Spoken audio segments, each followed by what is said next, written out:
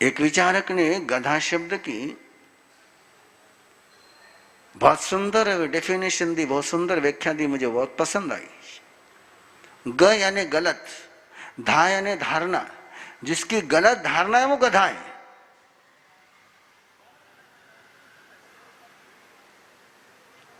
एक गलत धारणा का बोझ लेकर के चलेंगे, एक मिसअंडरस्टैंडिंग का, एक रॉन्ग अंडरस्टैंडिंग का बोझ लेकर के चलेंगे तो स्वस्थ कैसे हो पाएंगे? मिसकंसेप्शन। इसलिए तीर्थ बनना है तो सबसे पहले व्यर्थ और अनर्थ से मुक्त होना है।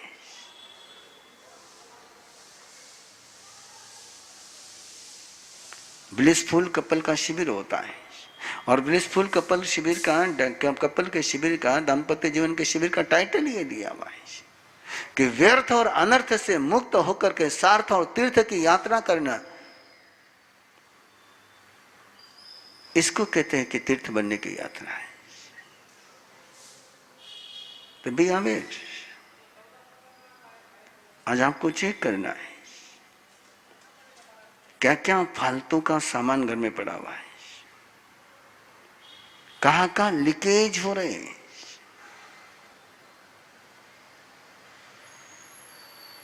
कहां कहां ओवरफ्लो जा रहा है। आपने कभी सोचा है? आपने कभी देखा? आपने कभी उस पर एक्शन ली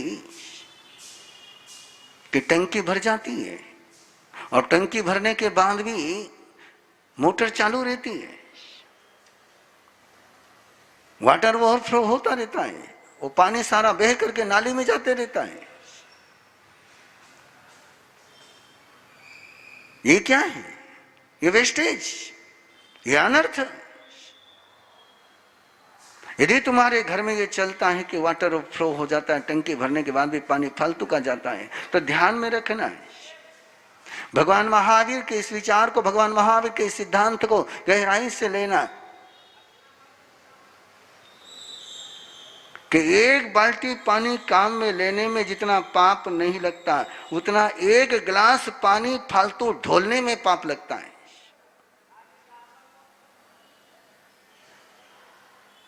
आपको एक बाल्टी पानी काम में लेना है, आपने लिया और फालतू का एक गिलास ढोल दिया जिसका कोई मतलब नहीं था। और भगवान महावीर से जाकर के पूछूंगे कि एक बाल्टी पानी काम में लिया, उसमें पाप ज्यादा लगा कि एक गिलास पानी ढोलने में पाप ज्यादा लगा है?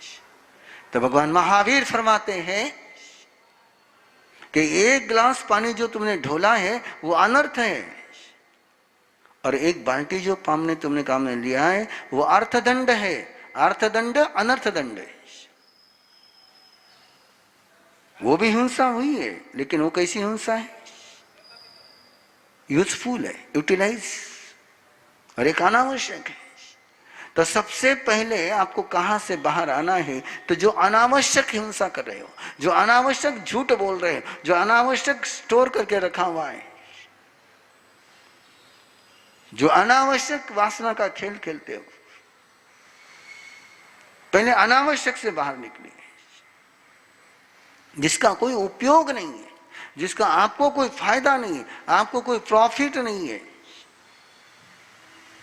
मुझे बताइए ना, यदि पानी ऊपर से ओवरफ्लो हो रहा है तो उसमें आपको फायदा क्या है? आपका क्या प्रॉफिट है? नुकसान तो होता होगा, लेकिन फायदा क्या है? आपके घर के वॉशरूम के नल जरा जाकर के चेक करिए, वो लीकेज हो रहे हैं क्या है? एक एक बूंद टपकती रहती है और आप सोचते हैं बूंद टपके न कटे पानी जा रही है। अरे एक एक बूंद भी 24 घंटे टपकती है तो कितना पानी वेस्ट जा रहा है, और कितने नीचे काई बन रही है। वाह! और आपको लगता होगा कि केवल पानी वेस्टेज हो रहा है, एक बूंद टपक रही है, नथिंग। आपका पुण्य टपकता जा रहा है, आपकी पॉजिटिव एनर्जी वेस्टेज जा रही है, आपका पुण्य व्यर्थ जा रहा है।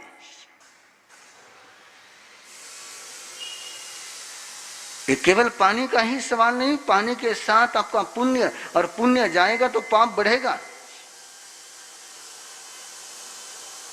सूत्र ऐसे ही है, जरा गहराई से ले रहे आप इस बात को, जरा चेक करिए कि कहां कहां वेस्टेज होता है।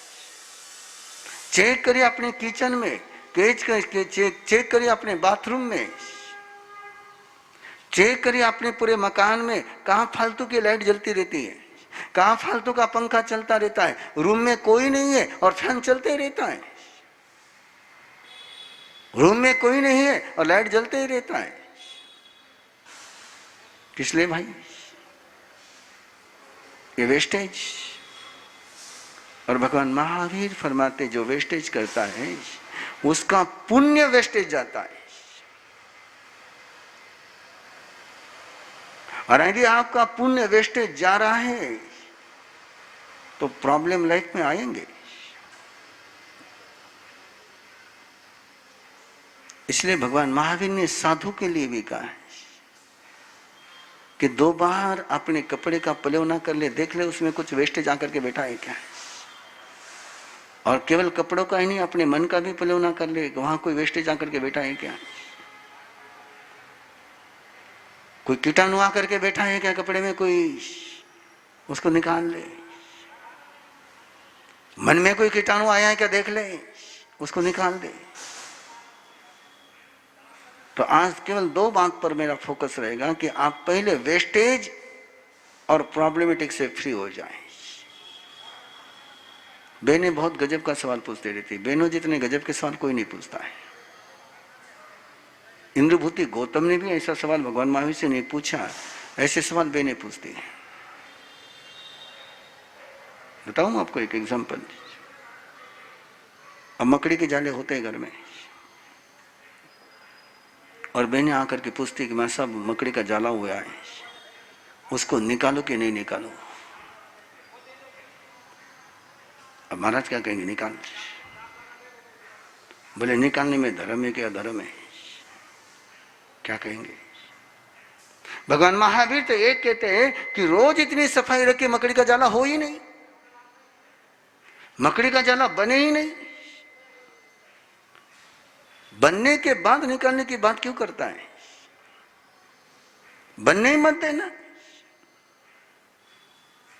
कोई सयाना आदमी पानी में छलांग लगाए और बाद में पूछे कि तिरना पाप है कि पुण्य है। पहले छलांग लगा ली उसने पानी में, और फिर पूछे कि पानी में तिरना गुण पाप है कि पुण्य है, क्या जवाब दोगे आप उसको? भाई छलांग लगाने के पहले पूछता ना कि पानी में छलांग लगाऊं कि नहीं लगाऊं। बात कहां पूछनी चाहिए और कहां पूछते यार। अब छलांग लगाने के बाद नहीं तिरोगे तो डूब के मर जाओगे, गोते खाओगे। भगवान कहते छलांग मत लगा पाप में, तो ये छलांग लगाने की बात है। तो कहां वेस्टेज होता है जरा देखिए अपने घर में, किचन में कितना वेस्टेज जाता है जरा देखिए। सब्जी आप सुधारते हैं और सब्जी की सुधारी हुई सारा नाली में डालते होंगे या सभी मिक्सिंग करते होंगे, कितने समुच्चम तैयार कर रहे हैं, और वही सुधारी हुई सब्जी किसी गाय को खिला दी। और अभी तो न्यू न्यू थीम सामने आ रही है और बहुत जरूरी है जैनियों को इस न्यू थीम को फॉलो करना, भगवान महावीर के अनुशासन में रहते फॉलो करना बहुत जरूरी है।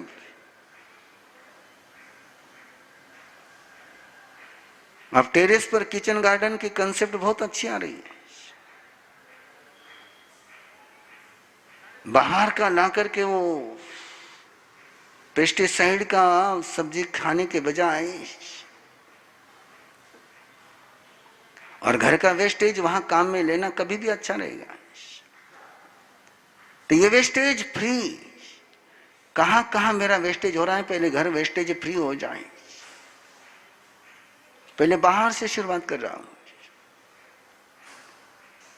आप हाथ धो रहे हैं वॉश बेसिन में, आप नल खोल करके हाथ धो रहे हैं या ग्लास में पानी लेकर के हाथ धो रहे हैं, जरा चेक करिए। यदि उतने ही पानी में, यदि ग्लास में पानी लेकर के हाथ धोते तो हाथ धोना हो जाता है, कम पानी में हाथ धोना हो जाता है। और वही आप नल की टूटी खोल करके हाथ धोते हैं तो फालतू का पानी बहता है, वेस्टेज। Y wastage? और इस वेस्टेज में से फिर शॉर्टेज, और फिर शॉर्टेज आने के बाद फिर मारामारी। और वेस्टेज नहीं किया तो शॉर्टेज नहीं आएगा। ये पुण्य का वेस्टेज करते हो, फिर पुण्य का शॉर्टेज होता है, और पुण्य का शॉर्टेज होता है तो फिर माथापच्ची करते हो। अरे मनुष्य जन्म मिला है हर व्यक्ति को, तो जिसको मनुष्य जन्म आया है, जो मनुष्य जन्म में आए हैं, वो पुण्य के कारण से आए हैं ना। आप देखो ना, चाहे जैसा बच्चा, जन्मा हुआ बच्चा आप देखो, कितना सुंदर लगता है, कितना पुण्यशाली लगता है, कितना ब्यूटीफुल लगता है।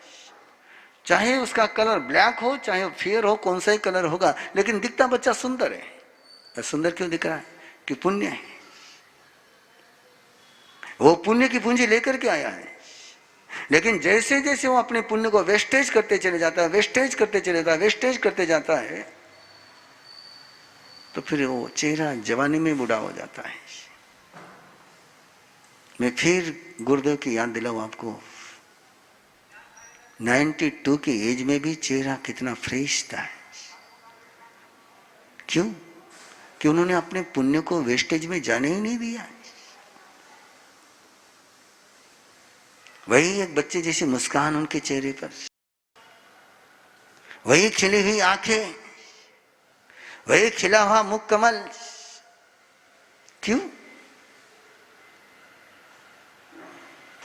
मैंने तो एक बार गुरुदेव को पूछा था कि गुरुदेव व्याख्यान में गीत गाते थे मराठी में, मुझे गाते नहीं आता है,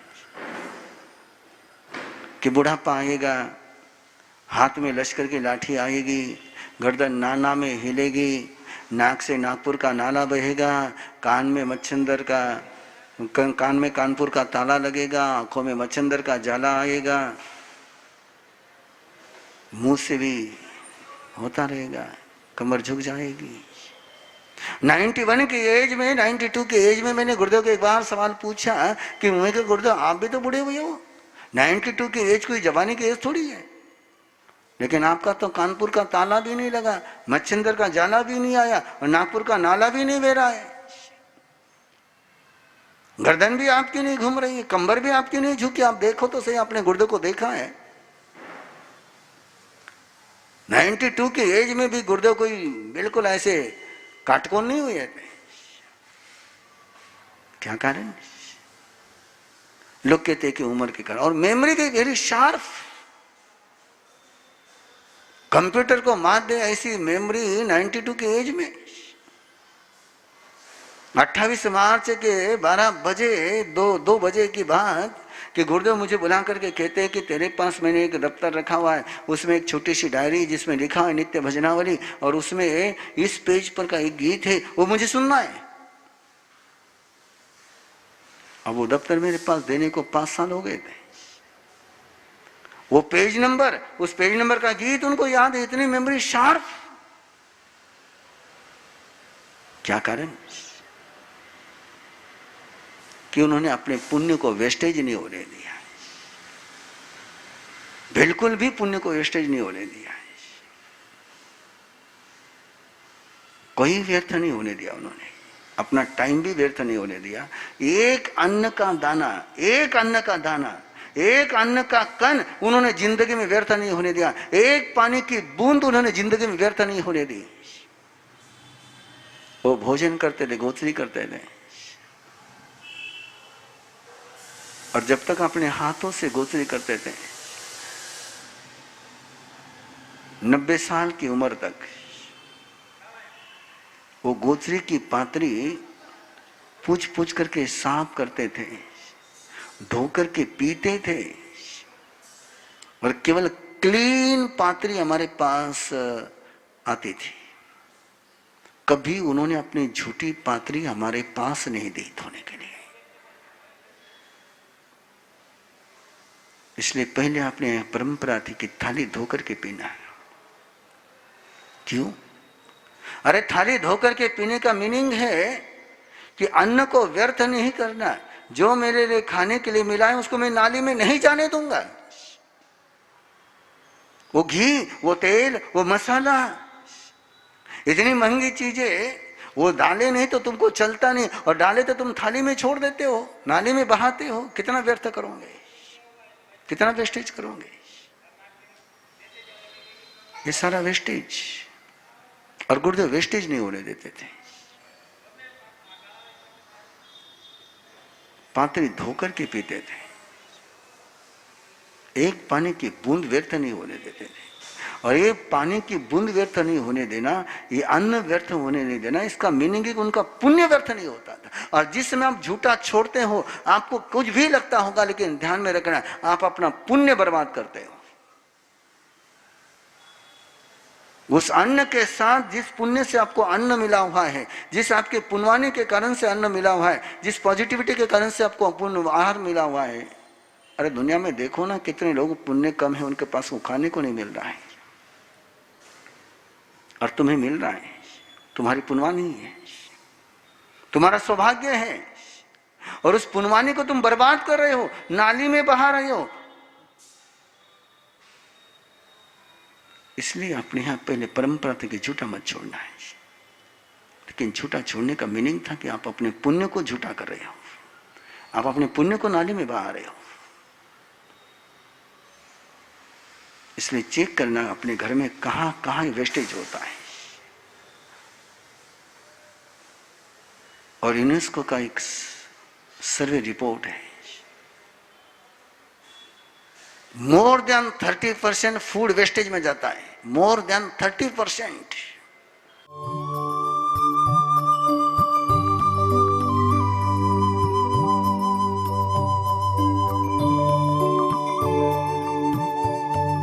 इस कार्यक्रम के पुण्यार्जक हैं श्री दीपचंद जी, श्री सुनील जी, श्री सुजीत जी, श्री सूरज जी पारख, पूना दाल एंड बेसन मिल्स, पुणे।